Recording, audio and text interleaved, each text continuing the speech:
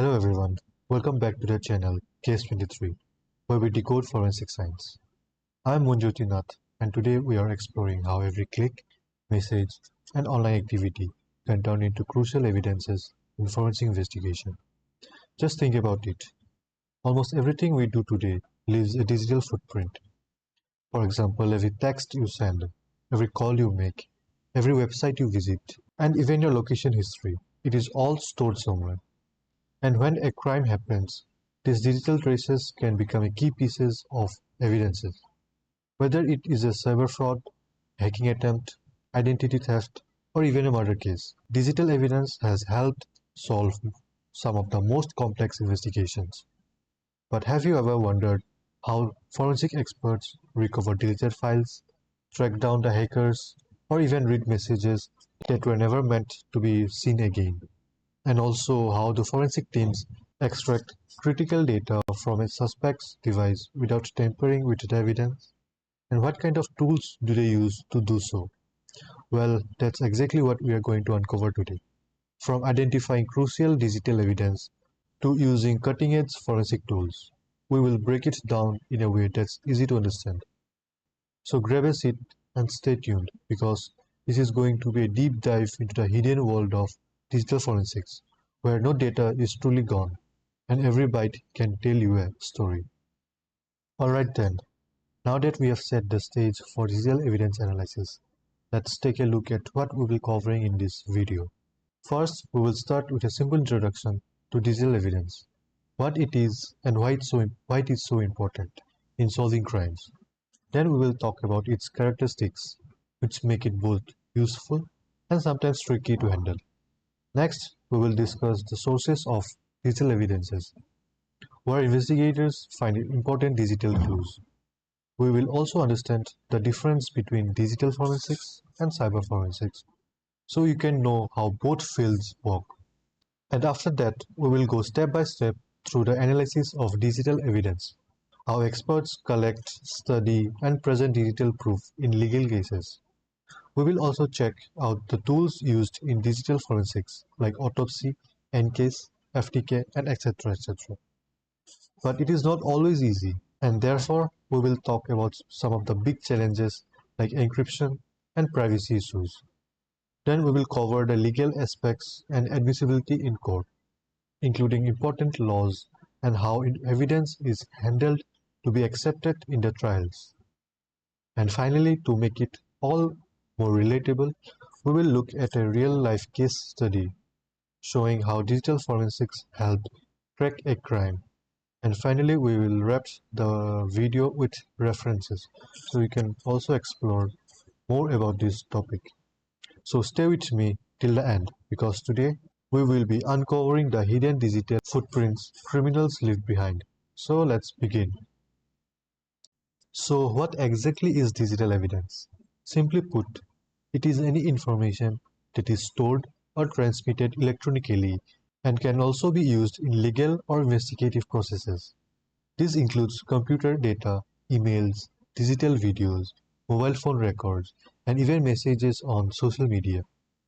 Now, in India, digital evidence is legally recognized under the Information Technology, that is IT Act. One of the most important sections related to this is Section 79A, which was added in the 2008 amendment.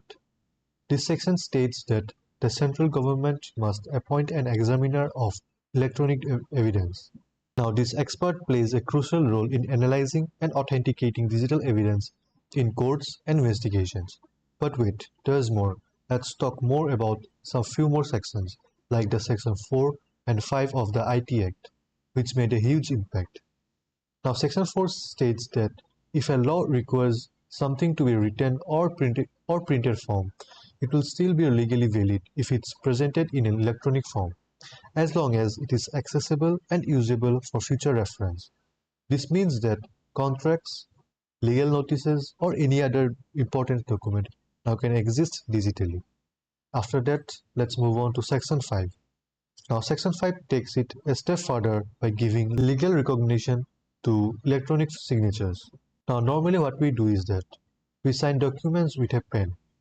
But this section says that if a law requires a handwritten signature, an electronic signature is just as valid as the pen-written one, as long as it follows government-approved standards. So digital signatures on contracts, agreements, and legal documents are completely legal in India. All of these laws make digital evidence not only important, but also legally admissible in courts. These ensure that electronic data can be trusted, authenticated, and used in investigations, whether it is a cybercrime case or a serious legal dispute. Alright, now that we have understood what digital evidence is, let's get into why it is so important.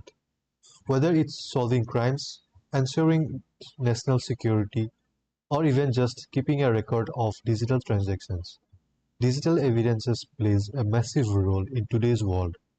So let's break it down in a simple terms. First one is criminal and civil investigations.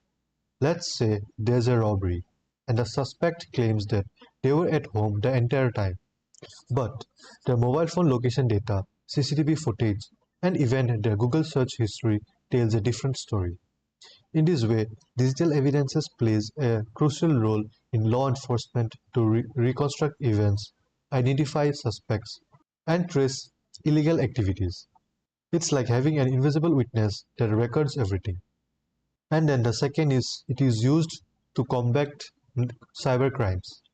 So nowadays we hear about online scams, hacking, and cyber fraud all the time. But how do investigators catch these criminals? It is done by tracking IP addresses, financial transactions, emails, and chat logs. Digital evidence helps in verifying online activities and ensuring that cybercriminals don't get away easily. Now imagine someone trying to scam people using fake social media account. So here, digital forensics can play a crucial role. It can trace the device they have used, also their location, and even deleted messages. Then the third point is electronic contracts and transactions. Have you ever paid something online, ordered food, or booked tickets online? Well, all those transactions leave a digital footprint. Digital evidence ensures that online agreements, payments, and as well as emails are authentic and can be used in legal disputes. If someone claims that they have never received a product after purchasing it, transaction logs and even emails can prove what actually happened. Then the fourth point is national security and cyber threats. Now this is a big one. Governments use digital evidence to track down cyber criminals, prevent cyber terrorism, and even stop hacking attempts. Think about it. When there is a cyber attack on a government website or sensitive data is leaked, so there the digital forensic experts trace the attackers, identify their methods, and even strengthen cybersecurity to prevent future attacks. Then the fifth point is public safety and law enforcement. Authorities use digital evidence to monitor criminal activities, also track suspects, and even ensure public safety. For example, security cameras in public places, GPS tracking in police vehicles, and even mobile tower data helps officers respond quickly to emergencies and as well as to prevent crimes. So if a person goes missing, their last phone activity and location history can be a lifesaver in tracking them down. Then the sixth point is authentic record keeping. Now imagine if your bank suddenly told you that you never made a payment that you actually did. That would be a nightmare, right? So here the digital records can help keep a clear and verifiable history of transactions, also emails and social media interactions.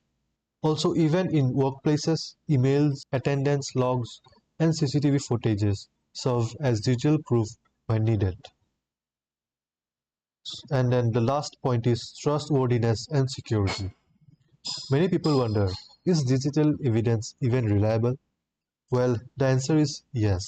In fact, it's often more secure than paper records. Now, why so? It is because digital evidence can be encrypted, stored securely, and accessed only by authorized people.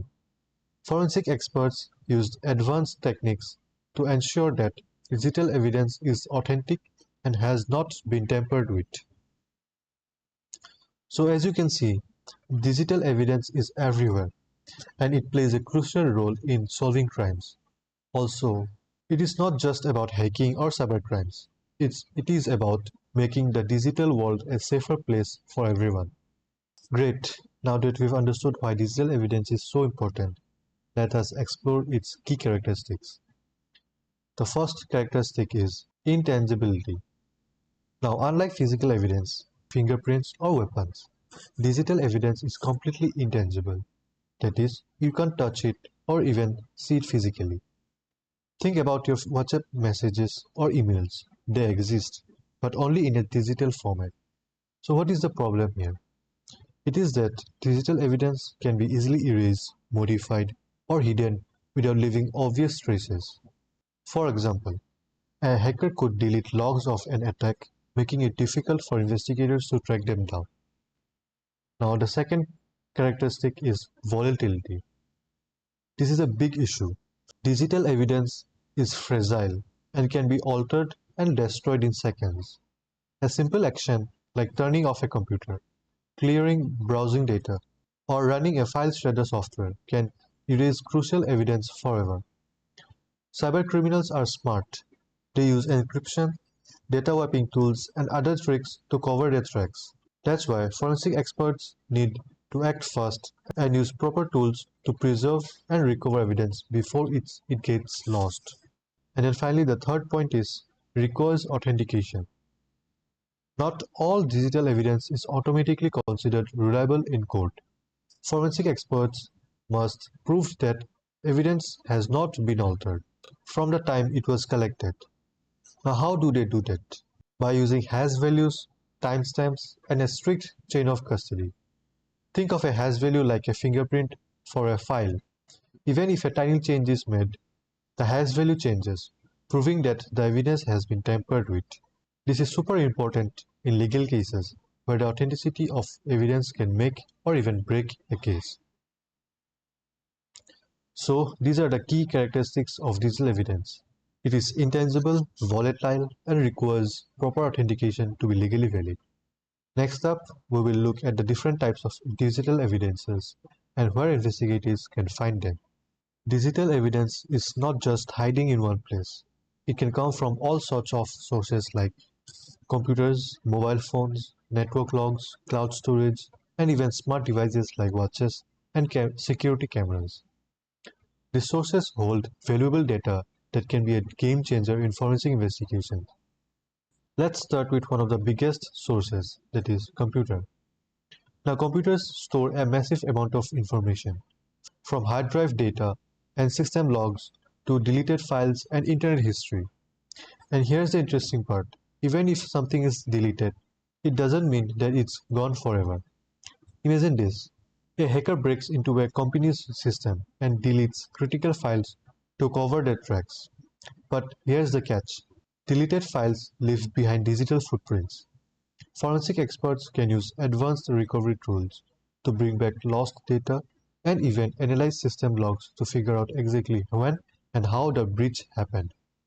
But it is not always just cyber attacks. Computers do also store essential documents, login credentials, and communication records, making them key evidence in fraud, cybercrime, and identity theft cases. Plus, forensic tools can help track file modifications and detect unauthorized access, which can be crucial in solving both corporate security breaches and as well as criminal investigations. Then let's move on to another major source of digital evidence is mobile devices. Think about it. Our smartphones hold almost everything about us, from call logs, text messages, emails, GPS locations, social media activity, and even banking details. That's a goldmine for information for forensic investigators. Even if someone deletes messages, browsing history, or multimedia files, mobile forensic tools can bring them back. For example, in criminal investigations, retrieving deleted conversations from a suspect's phone can reveal key details about their actions and connections. Mobile devices also help in tracking movements. GPS data can show where a person was at a specific time, which is crucial in cases like kidnappings, fraud, and even homicides. Also, social media apps encrypted messages, and financial transactions stored in phones can provide strong evidence in cybercrime and fraud cases. Imagine a murder investigation where a shattered phone is found at the crime scene. Now, even if it looks damaged, beyond a use, forensic experts can extract call logs, messages, and even location history to uncover the victim's last interaction and possible suspects. With so many personal and sensitive data stored in mobile devices, they are often one of the most valuable sources of digital evidence in forensic investigations. Next up, let's talk about the network logs and cloud storage, two powerful sources of digital evidence that can uncover cybercrimes as well as security breaches. First, let's start with network logs, also called the digital footprints of online activity. Now, every time a device connects to the internet, it leaves behind traces. For example, it can be IP addresses, access timestamps, and traffic patterns. These logs are like CCTV footage for online activity, recording everything that happens in the digital space. But why is this so important? It is important because even if a hacker erases the tracks in a compromised system, network logs can reveal the real story. They help investigators track unauthorized access, hacking attempts, and data breaches. Network logs can also show patterns like repeated login failures, suspicious access at odd hours, or even data being sent to unknown locations. For example, imagine a company suffers a cyber attack and customer data is stolen. The attackers hide their identity using VPNs and proxies, but network logs still hold clues. By analyzing these logs, forensic experts can trace the attack's origin, flag suspicious IP addresses, and determine how breaches happened. They can even use timestamps to correlate events and reconstruct the hacker's movement within the system. Network forensics is crucial for investigating cybercrimes, fraud, insider threats, and even national security breaches. It provides a digital timeline of events, helping law enforcement and cybersecurity teams to take action.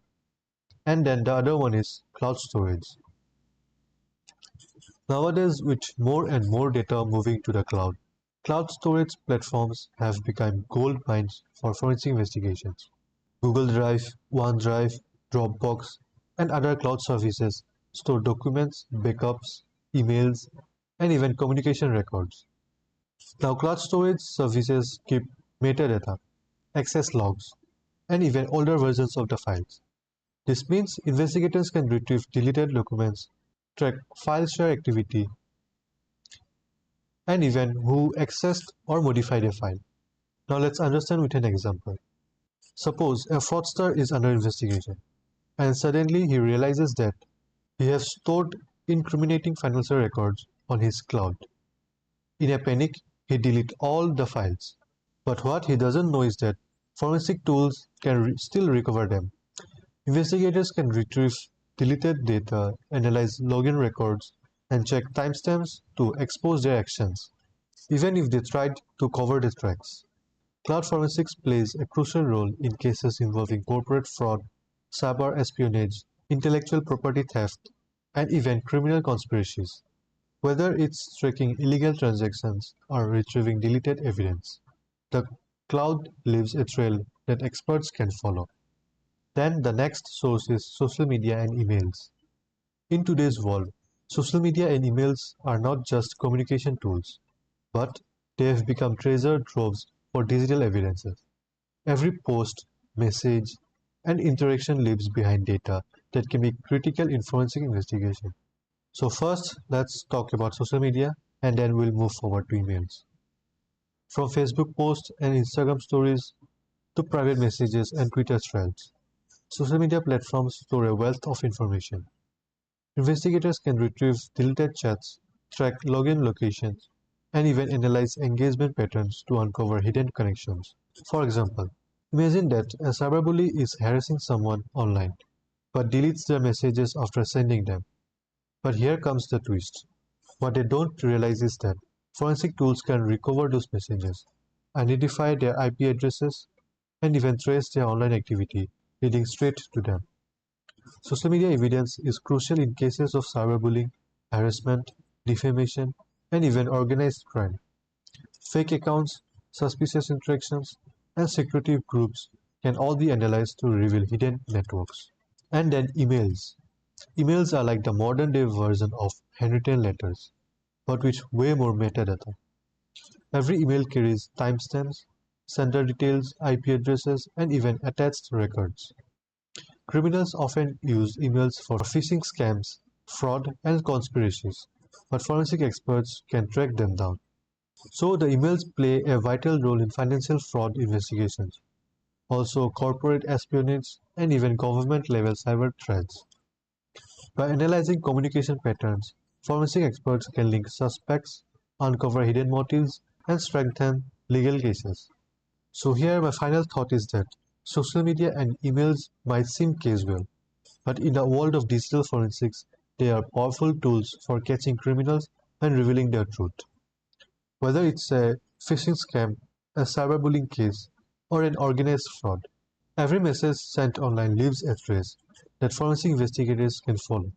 And then the final source of digital evidence can be IoT devices, that is Internet of Things devices, and as well as surveillance cap systems. In today's digital age, our homes, offices, and even our streets are filled with smart devices that are constantly collecting data, from security cameras to fitness trackers. These IoT devices serve as silent witnesses in forensic investigations. First, let's talk about surveillance cameras. Security cameras are one of the most valuable pieces of forensic evidence, whether it's a robbery, an assault, or even a cybercrime. Recorded footages can provide crucial details such as the suspect's appearance, movements, and even timestamps that can help establish timelines. For example, imagine a person claims that they were at home during a crime, but surveillance footage from a nearby shop shows that they were at the crime scene. That single video clip can completely dismantle their alibi and provide key evidence in the case. And then there are smartphone devices. Home assistants like Alexa, Google Nest, and smart TVs are constantly listening for our voice commands. While they're designed to help us, they can also record crucial audio that can serve as evidence.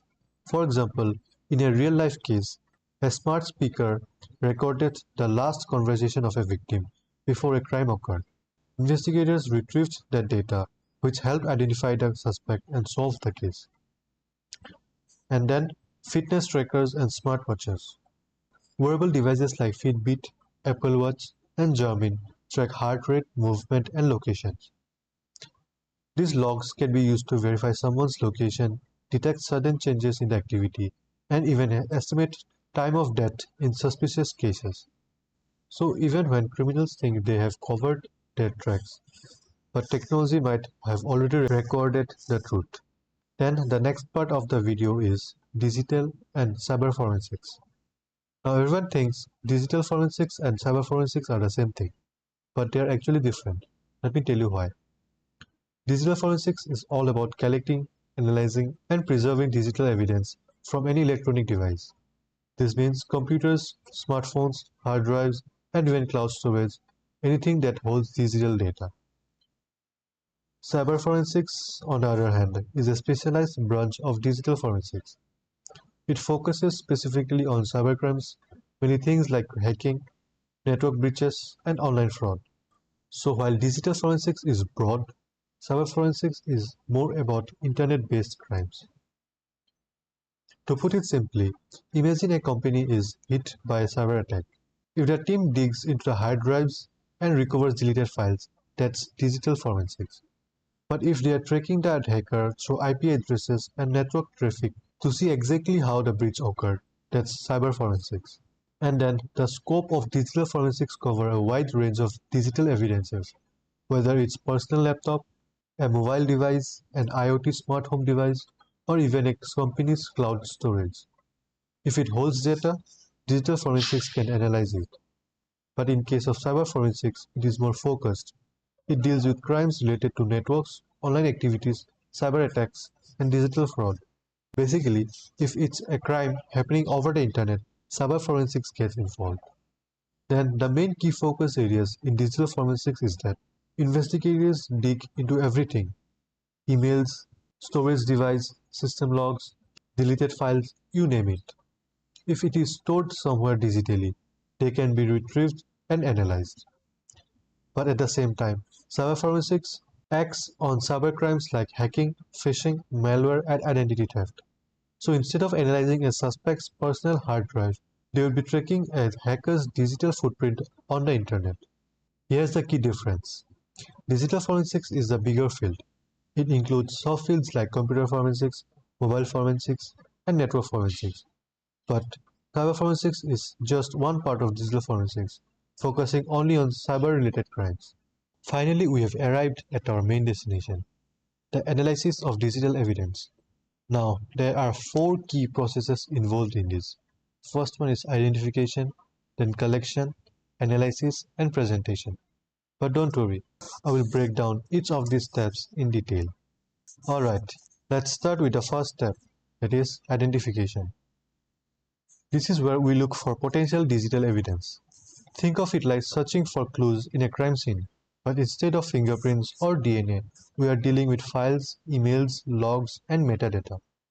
The key here is that understanding where the data is stored and how it's structured and how digital traces might be left behind. If we miss something at this stage, it could mean that losing critical evidence. So this step is all about being thorough and precise. Next, we have collection. Once we have identified the evidence, we need to secure it. This often involves seizing physical devices like computers, hard drives, and even smartphones. But here's the tricky part. We can't afford to lose or alter any data while collecting it. That's why forensic experts create exact copies or images of the original data to ensure nothing gets corrupted or lost. If this step isn't done properly, the evidence could be challenged in court or even become useless. Now let's move on to the analysis phase. This is where things get serious. We have all the collected data, and raw data alone doesn't tell a story. We need to decode it. Investigators dig deep to answer crucial questions. Who created the file? Was it edited? If yes, when and how? Now imagine a case where an employee is accused of stealing confidential files. The logs show that the file was accessed at 2 a.m. from an unknown device. That's a red flag. Metadata and timestamps can prove if the suspect really accessed it or if someone else planted the evidence. One wrong interpretation and an innocent person could be blamed. Then comes the final stage, presentation. All the evidences that are to be presented in the court must be crystal clear. Now the reports must include timestamps, metadata, screenshots, and even visual charts to make it digestible. Think of it like telling a story backed with solid proof. For example, if an expert says this email was altered using Photoshop but has no evidence to show how, when, and by whom, it won't stand in the court. The key is making the evidence authentic, relevant, and legally admissible so that the truth prevails. Then let's look at some of the powerful tools that are used in digital forensics to help investigators extract and analyze digital evidence. The first one is autopsy. Now, autopsy is an open source digital forensics platform used for hard drive analysis and mobile forensics. It allows investigators to recover deleted files, analyze internet history, and extract metadata from digital devices. Example: if someone tried to wipe their browsing history, autopsy can retrieve deleted cookies, cached files, and saved passwords, revealing what websites they have accessed. And then the second is EnCase. EnCase is one of the most trusted tools for law enforcement and corporate investigations. It provides a court-admissible forensic investigation by recovering and analyzing data from computers, also smartphones and even cloud storage. Then the third one is FTK, Forensic Toolkit. FTK is a forensic investigation tool designed to recover deleted files, analyze emails, and uncover hidden or encrypted data.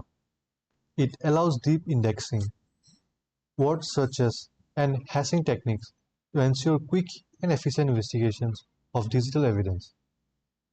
The use case of FTK is that if a suspect deletes important files from their computer, FTK can recover those files and analyze metadata to determine when and by whom they were deleted. And then the fourth one is Wireshark. Wireshark is a network protocol analyzer that captures and inspects live network traffic. It helps detect cyber attacks, hacking attempts, malware activities, and unauthorized communications by analyzing data packets in real life. Now, these tools can play a critical role in forensic digital investigations, cybersecurity, and law enforcement cases. Alright, let's talk about something super important in the world of digital forensics, the challenges experts face when analyzing digital evidence. So imagine you are a digital investigator. You have got this mountain of data in front of you, and a clock is ticking in the background. Sounds intense, right? Just because it is intense. Now, there are three big challenges experts often run into. Let's break them down. The first up is encryption. Criminals aren't just leaving their data out in the open. They are using encryption and anti-forensic tools to hide or even destroy evidence. It's like trying to open a vault without a key. Investigators need really advanced tools to unlock the data and even begin analyzing it. And then the second challenge is the massive amount of data. We are talking huge volumes. Think of all the messages, emails, files, cloud storage, you name it. With so much digital data being generated every day, finding the relevant evidence is like finding a needle in a digital haystack. And you still need to make sure that you are accurate and don't miss anything important. And finally, the legal stuff. This part can be a minefield. Investigators have to be super careful with how they collect and handle digital evidence. One wrong move, and it could be thrown out in the court. There are strict privacy laws and procedures that must be followed to make sure that the evidence is actually usable and legal. So yeah, it is not just knowing tech. It is also about knowing the law, managing huge amount of information, and outsmarting the tools criminals use to cover their tracks. And here's the thing, these are just a few of the hurdles digital forensic experts face. As technology keeps evolving, so do the tricks used by offenders. It's a constant game of cat and mouse. Pretty wild, right? Now let's talk about one of the important side of digital forensics that often doesn't get enough attention, the legal part. So here's the thing, digital evidence is just like physical evidence, whether it is emails, chat logs, or files from a hard drive. If it is not handled the right way, it won't hold up in the court. So if the evidence is collected illegally or if there's even a hint that it has been tampered with, the court can reject it completely. That's why both the prosecution and the defense take this very seriously. They want to make sure that the evidence is strong enough to prove or disprove a case. Now, one term you will hear a lot is chain of custody. That's basically the paper trail, documenting exactly who collected the evidence, who stored it, and who analyzed it. Now, why is it so important?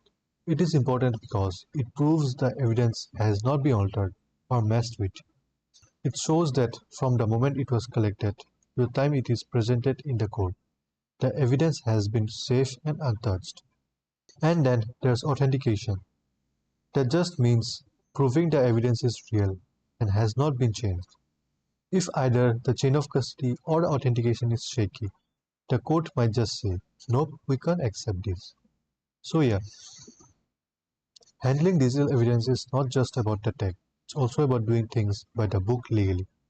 And here's where things get more interesting. The laws about digital evidence aren't the same everywhere.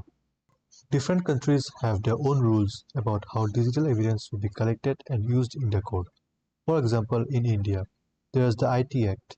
The law governs how cybercrime is investigated and how digital evidence is treated in court. In Europe, they have GDPR, and that is all about protecting personal data and making sure that any digital information that is collected follows strict privacy rules. And in the US, there's something called ECPA, which regulates how electronic communications can be collected and used as evidence. So lastly, let's end this video with a fascinating real-world case study you might have heard of, one that perfectly shows how powerful digital evidences can be when used right. We are talking about one of the most notorious investigations in dark web history, the case of Silk Road. Now, if you have not heard about it, Silk Road was like the Amazon of the darknet, but for all the wrong reasons. We are talking about illegal drug sales, hacking services, fake IDs, you name it. But it was all hidden behind layers of anonymity using Bitcoin transactions and the Tor network. But even the dark web leaves digital footprints, and that's where it gets really interesting. So how did investigators bring it all down? First up, Bitcoin transactions. Using blockchain analysis, they followed the money. Every crypto payment leaves a trace, and the trace led straight to the man behind the curtain, Ross Ulbricht. And then came the server seizure. The FBI managed to locate and take control of the Silk Road hidden servers. And guess what? Those servers were packed with user data, communication logs, and marketplace records. That was the gold for investigation. But they did not just stop there. They also followed digital footprints, analyzing everything Ross did online. Forum posts, emails, everything he accidentally left behind. Every little clue added to the bigger picture. And the final blow? Digital forensics. When Albrecht was arrested, his laptop was seized, and boom, it had everything. Admin credentials, chat logs, financial data, basically an open confession stored in his hard drive. And what was the outcome here?